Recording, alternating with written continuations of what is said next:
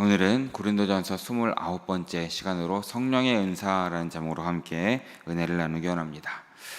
고린도 교회는 하나님의 은혜를 참 많이 받았던 교회였던 것 같습니다. 사도 바울의 글을 보면 고린도 교회는 많은 하나님의 은혜가 있었던 교회였습니다. 그런데 안타깝게도 주님의 몸된 교회를 유익하게 하거나 이것을 통하여서 하나님을 기쁘게 하는 일에는 좀 부족했던 것 같습니다. 은사에 대한 우월감에 빠져 있었고, 또한 헛된 공명심에 눈이 어두워서 하나님의 뜻을 제대로 이루지 못했다라는 것을 깨닫게 되는 것입니다.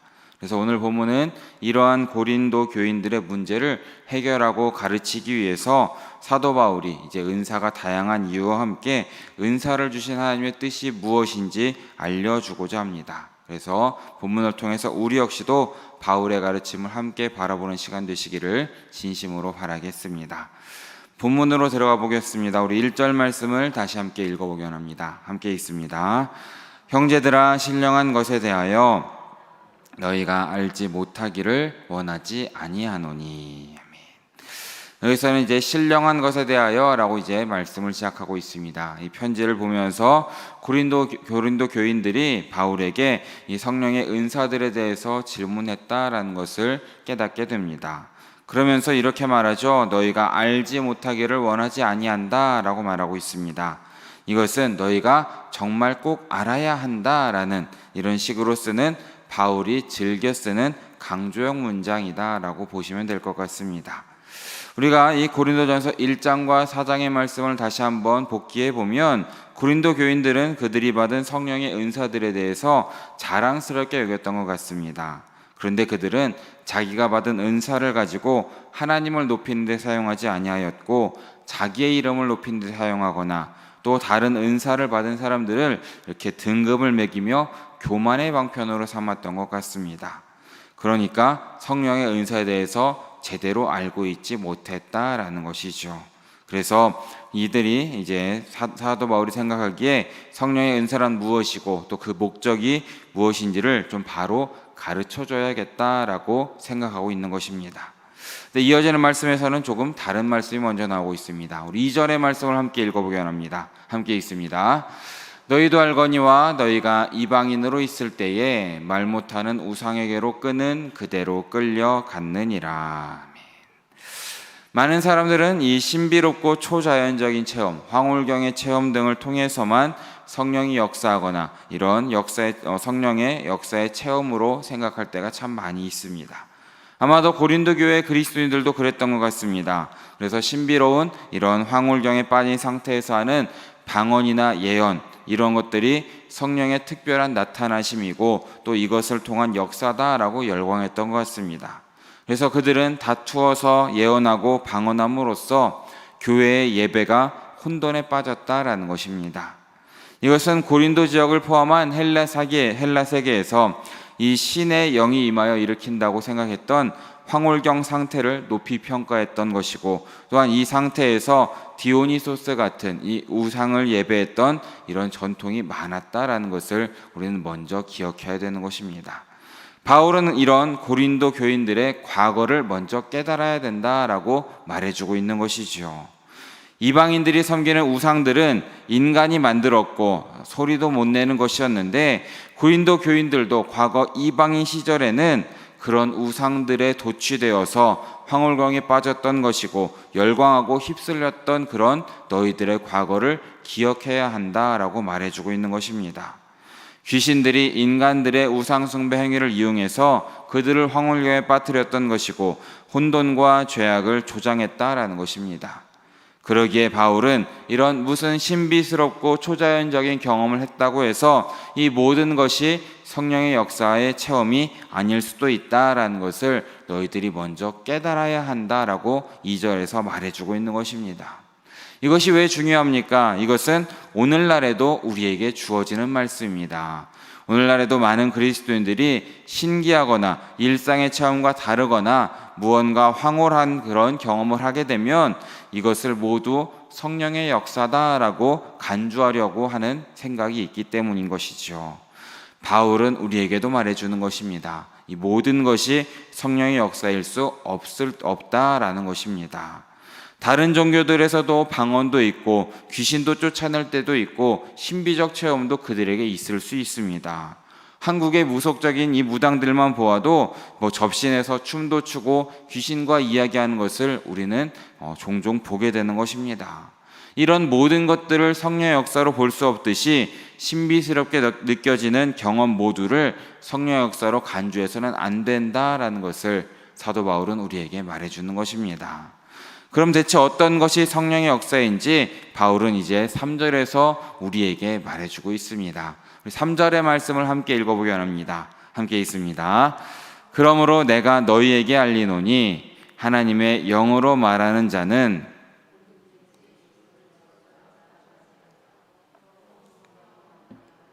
누구든지 예수를 주시라 할 수 없느니라. 아멘. 바울은 이제 3절에서 내가 너희에게 알린다라는 표현으로 시작을 하고 있는데 고린도 교인들이 알아야 할 바를 설명하겠다라는 것입니다. 근데 여기에서 말하는 내가 알리노니라고 번역된 헬라어는 그노리조라는 단어를 쓰고 있는데 이것은 이제 신약 성경에서는 주로 생명의 길을 알리다, 과거와 미래의 모든 것을 알게 된다라는 것과 관련되어서 쓰는 단어입니다. 그러니까 여기서 말하는 본래 내가 너희에게 알린다라는 이 말은 고린도 교인들이 알아도 그만 몰라도 그만 이런 내용이 아니라 그들의 생명과 미래와 관련된 내용이기 때문에 너희들은 이것에 대해서 반드시 알아야 한다라고 말하고 있는 것입니다. 또한 이 단어가 원어를 보면 현재 진행형으로 쓰여 있는데 이것은 반드시 알아야 되고 계속해서 알고 계속해서 너희들이 깨달아 기억해야 한다라는 것을 말해주고 있는 것입니다. 이렇게 고린도 교인들이 반드시 알아야 할 것이 무엇이겠습니까? 후반절에서 말하는 것처럼 성령을 통해서만 예수님을 나의 주님이다라고 고백할 수 있다라는 것입니다. 이것은 무엇입니까? 바울은 2절에서 고린도 교인들이 회심 전에는 이교도였을 때에는 말 못하는 우상들에게 이끌리는 자였던 반면에 이제 3절에 와서 너희들은 그리스도인으로서 하나님의 영으로 말하는 자들이므로 이제는 너희들은 이전과는 다른 삶을 살아야 한다라고 말해주고 있는 것입니다. 이 그리스도인들의 독보적 특징이 무엇입니까? 하나님의 영으로 말하는 자다라는 것을 우리는 깨달아야 되는 것입니다. 하나님의 영인 성령의 가장 중요한 사역이 무엇이라고 말하는 겁니까? 바로 예수 그리스도에 대한 신앙 고백을 하는 것입니다. 사람으로 하여금 예수님이 나의 주님이다라고 고백하는 것, 그것이 성령의 은사다라고 우리에게 말해주는 것입니다. 예수를 주라고 하는 것은 초대 그리스도교 공동체에서 예수님에 대한 가장 핵심적인 신앙 고백이었다라는 것을 우리는 먼저 깨달아야 되는 것이죠. 또한 여기서 사도 바울은 하나님의 영, 이 성령을 통해서 할 수 있는 신앙 고백의 내용을 제시하면서 한편으로는 부정문을, 한편으로는 긍정문을 사용해서 우리에게 가르쳐주고 있는 것입니다. 바울은 먼저 부정문을 사용해서 성령을 통해서 예수를 저주할 자가 없다라고 우리에게 말해주고 있습니다. 여기서 말하는 저주할 자라고 번역된 아나데마라는 단어는 이 저주받은 것, 신의 저주 아래 놓인 것을 뜻하는 단어로서 이 아나데마, 이것은 십자가에 달린 예수님을 가리키는 것이고 하나님께 저주받은 자라고 공공연하게 떠들었던 유대 사람들의 구호일 수도 있는 것입니다.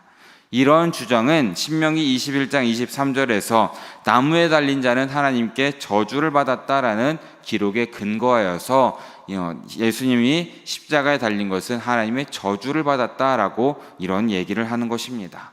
하지만 무엇입니까? 예수님께서 십자가에 달리신 것은 죄를 범한 모든 인간이 받아야 할 저주를 예수님께서 대신해서 받으셨다라는 것을 우리는 먼저 깨달아야 되는 것이고, 그를 통해서 우리는 예수님을 조롱할 것이 아니라 오히려 감사함으로 우리는 예수님을 우리의 주님으로 고백하고 섬겨야 된다라는 것을 기억하시길 진심으로 바랍니다. 또한 바울은 이어서 긍정문으로도 우리에게 가르쳐주고 있습니다. 적극적으로 성령의 감동을 입은 자는 누구든지 예수님을 주다라고 고백한다라는 것입니다. 그리고 이러한 신앙 고백은 성령을 통하지 않고서는 할 수 없다라고도 우리에게 말해주고 있습니다. 그것은 베드로가 예수님을 그리스도라고 고백했을 때에, 마태복음 16장에서 그렇게 고백했을 때에 예수님께서 베드로의 고백을 하늘에 계신 하나님 아버지께서 내가 알게 하신 것이다 라고 평가한 것과 정확하게 일치하는 것입니다. 그러니까 무엇입니까? 예수님을 주님이다 라고 고백하는 것은 고린도전서 2장에서 밝히듯이 이 세상의 지혜나 지식 또는 교육적인 방법으로는 불가능한 것이고 오직 성령을 통한 계시로만 예수님을 주다라고 고백할 수 있다라는 것을 다시 한번 말해주고 있는 것입니다. 이러한 바울의 말들은 이 자연스럽게 황홀경 체험만을 성령 사역의 표지로 삼는 것에 대한 부정적인 입장을 함께 말해주고 있는 것입니다. 모든 사람이 알 수 있도록 외부적으로 어떤 특정적 현상이 드러나지 않을지라도 예수님이 나의 주님이다 라고 고백한다라는 것은 이 모든 것이 성령의 역사를 체험했다라는 것을 가르쳐주고 있는 것입니다.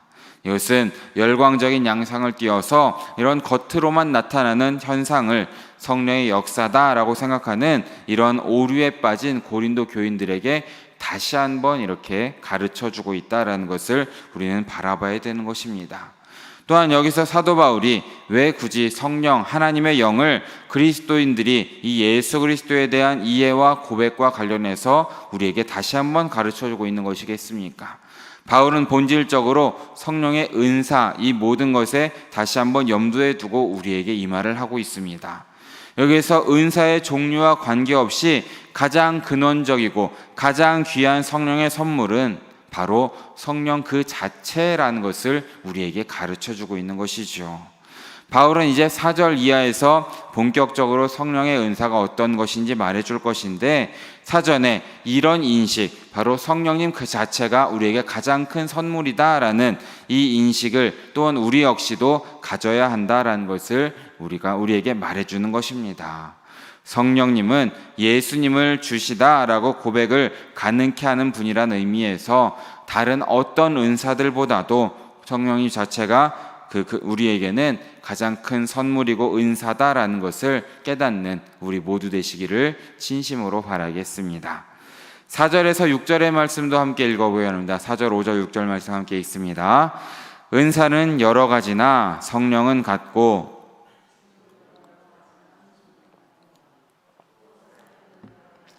모든 것을 모든 사람 가운데서 이루시는 하나님은 같으니. 아멘. 바울은 성령의 은사의 특징을 가장 먼저 우리에게 말해주고 있습니다.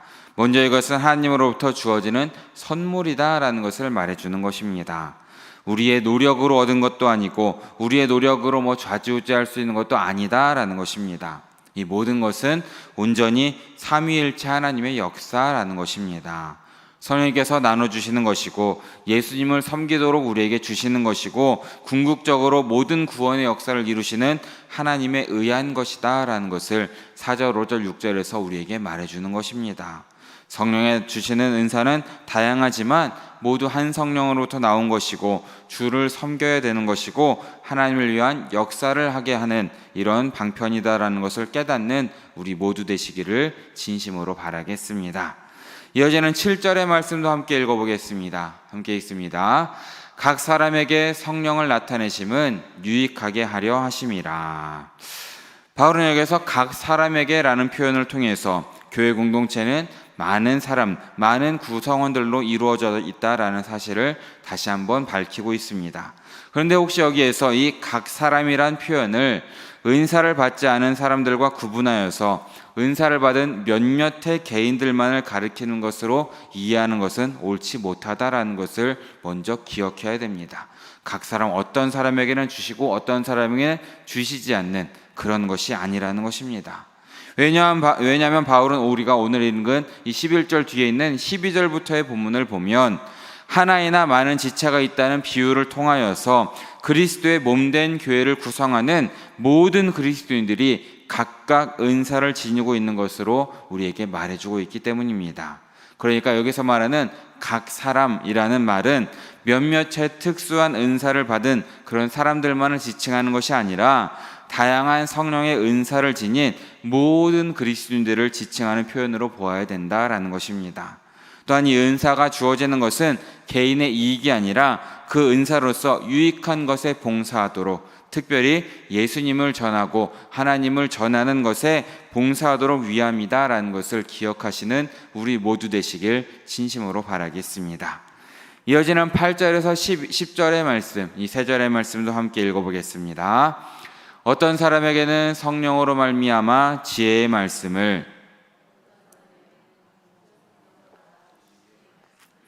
다른 사람에게는 같은 성령으로 믿음을, 어떤 사람에게는 한 성령으로 병 고치는 은사를, 어떤 사람에게는 능력 행함을, 어떤 사람에게는 예언함을, 어떤 사람에게는 영들 분별함을, 다른 사람에게는 각종 방언 말함을, 어떤 사람들에게는 방언들 통역함을 주시나니. 아멘.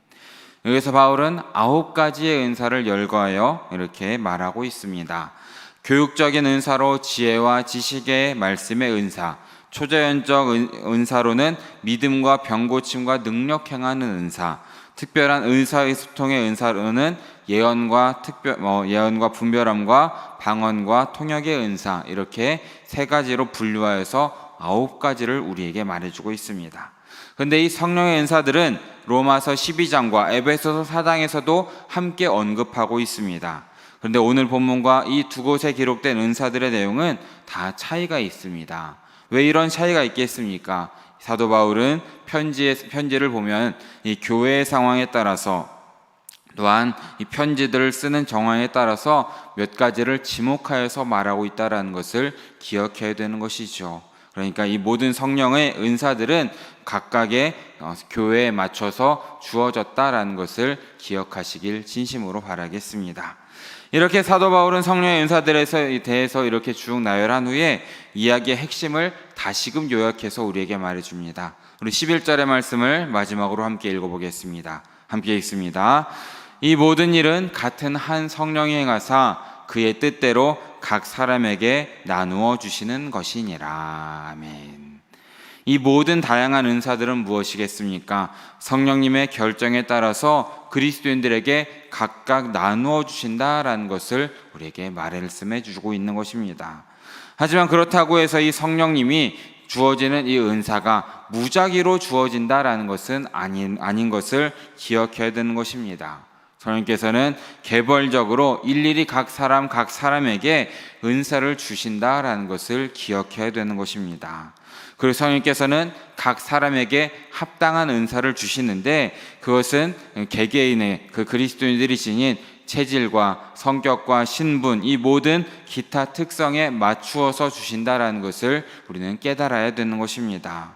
성령의 뜻은 우리의 모든 특성을 고려한 뜻이다라는 것입니다. 그래서 일일이 나누어 주시는 이 자상함으로 인하여서 우리 모든 그리스도인들은 우리가 받은 은사로 인하여서 불평의 이유가 되지 않고 축복과 감사의 이유가 된다라는 것을 기억하시길 진심으로 바랍니다. 사랑하는 여러분, 성령님은 지금 현재 우리의 주위에서도 함께 하심을 믿으시길 진심으로 바랍니다. 그래서 성령님의 뜻대로 우리 한 사람 한 사람에게 은사를 지금도 나누어 주고 계시다라는 것이죠. 그 이유가 무엇이겠습니까? 교회의 덕을 세우고 또한 예수님을 주로 고백하도록 돕기 위해서 우리 각자에게 은사를 주고 계시다라는 겁니다. 따라서 예수님을 주님으로 고백하는 모든 성도가 각자의 필요에 따라서 각자의 상황에 맞게 은사를 받는다라는 것입니다. 어떤 분은 지혜의 말씀을 받는 것이고, 어떤 분은 지식의 말씀을 받는 것이고, 어떤 분은 믿음, 어떤 분은 예언, 어떤 분은 신유와 은사의 이런 은사를 받는다라는 것을 우리는 기억해야 되는 것입니다. 좌우에 앉아 계신 분들이 받는 것이고, 또한 우리가 매일 만나는 지체들이 받는 것이 성령의 은사라는 것입니다. 우리 모두는 성령님께서 주시는 은사를 받은 각 사람이라는 것을 믿으시길 진심으로 바랍니다. 또한 우리가 마지막으로 기억할 것은 우리가 어떤 은사를 받으셨든지 간에 그 모든 은사를 소중히 여기시는 우리 모두 되시길 진심으로 바랍니다. 그래서 주신 하나님의 뜻에 맞게 덕을 세우시고 이 모든 은사를 통하여서 주님을 높이시는데 적극적으로 사용하시는 우리 성도님들 모두 되시길 진심으로 바랍니다. 다른 사람과 비교하지 마시고 감사함으로 우리에게 주신 은사를 인정하시길 바랍니다. 나의 자랑을 위한 것이 아니라 교회의 덕을 위해 사용하시길 진심으로 바랍니다. 그렇게 하루하루를 은사 가운데 살아가실 때에 풍성한 은혜를 채우시는 하나님을 경험하게 된다는 것을 기억하심으로써 이 모든 것을 통하여서 늘 하나님과 동행하시고 하나님의 축복이 또한 성령님의 은사가 언제나 가득하시기를 진심으로 바라고 축원합니다. 함께 기도하겠습니다. 사랑해 주님 너무나 감사합니다. 오늘 새벽에도 잊지 않고 나와서 주님께 예배하고 말씀을 들을 수 있도록 인도하여 주심에 다시 한번 감사드립니다. 주님, 우리가 이 사도 바울의 말씀을 늘 기억하면서 우리에게 주신 성령님의 은사를 깨닫고 그것으로 언제나 하나님을 찬양하고 하나님께 예배할 수 있도록 주여 붙들어 주시옵소서.